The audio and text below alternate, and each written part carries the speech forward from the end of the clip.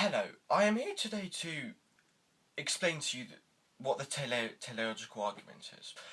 The teleological argument, or more commonly known as the design argument, was derived from the Greek word teleos, meaning purpose, and the form and the teleological argument basically argues for God's existence.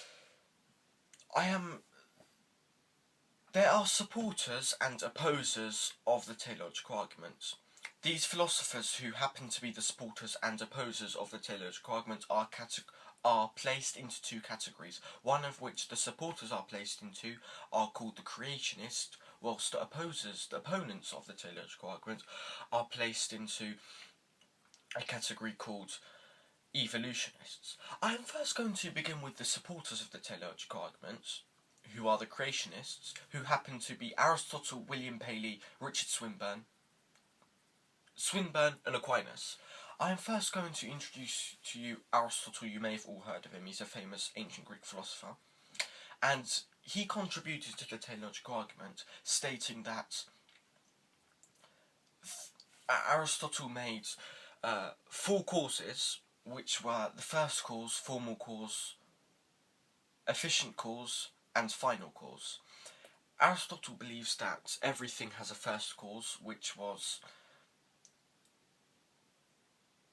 the making of everything, and that the world couldn't have just magically or scientifically randomly came into existence. It must have had a first cause, and that first cause, in Aristotle's view,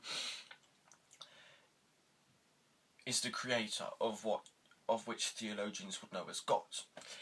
In contrast, the second philosopher who had contributed much to the teleological argument was William Paley, who actually contributed a very strong argument to the teleological argument. This was called Paley's watch argument, or Paley's design argument. Paley's design argument is that, as we all know, a watch is a very complex object, and it has a creator. Like many things, it has a designer, an individual who went forward and created that specific watch.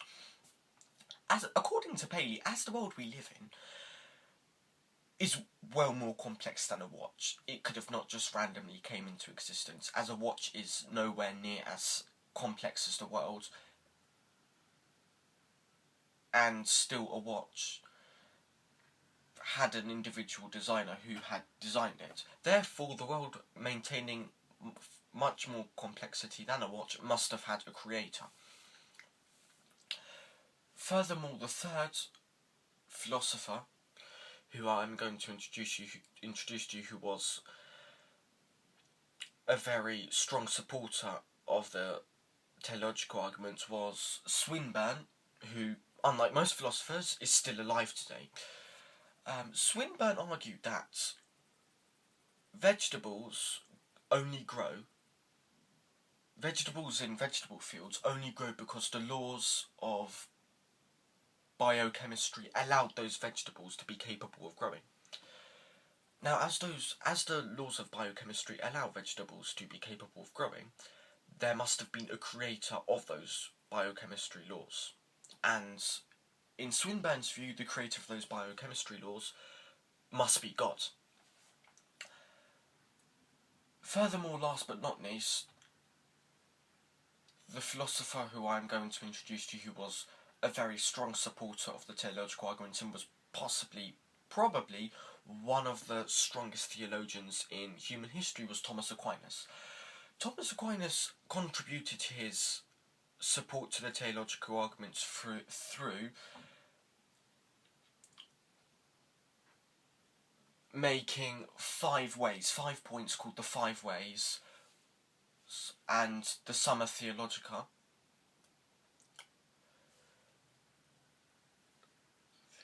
and also the design qua regularity, or also known as this being what we call God. In addition, Thomas Aquinas gave an example of an argument, which was that an arrow does not simply fire off itself. An arrow is fired from an archer, and that archer has an archer who is a specific individual, who fires that arrow off. Now, as an arrow, is fired off by an individual called an archer, the world too must be created by an individual who, in Aquinas' belief, was God.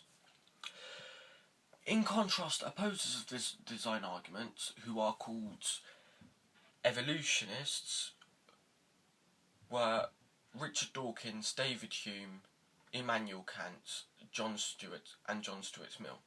Firstly, Richard Dawkins, who is actually my favourite philosopher in this case, in this instance, had contributed to the design argument, stating that the only watchmaker in nature is the blind laws of physics. This is explaining that the only creator of the world could have possibly been the laws of physics or evolution, and that the world could have not been created by an individual which theologians would address as God. Additionally, the second philosopher of the teleological argument which I'm going to introduce to you was David Hume, who was an empiricist and lived in 17th century Scotland. And David Hume carried a belief which was punishable by death back in the day, and yes, it was atheism. And David Hume believed, through empiricism alone, through our senses, God cannot exist because our senses do not prove that God exists. This is known as the bundle theory. That's another topic, though. The bundle theory is related to another topic, not this topic. Also, the third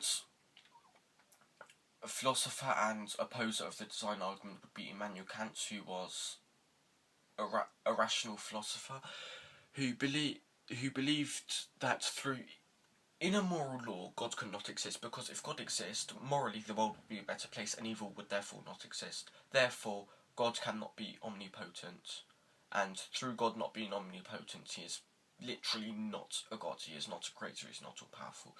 Last but not least, the fourth and final philosopher which I'm going to introduce to you, who was an opposer and of the design argument and evolutionist, who was John Stuart Mill, who rejected the design argument, believing that if God was real, evil would not exist.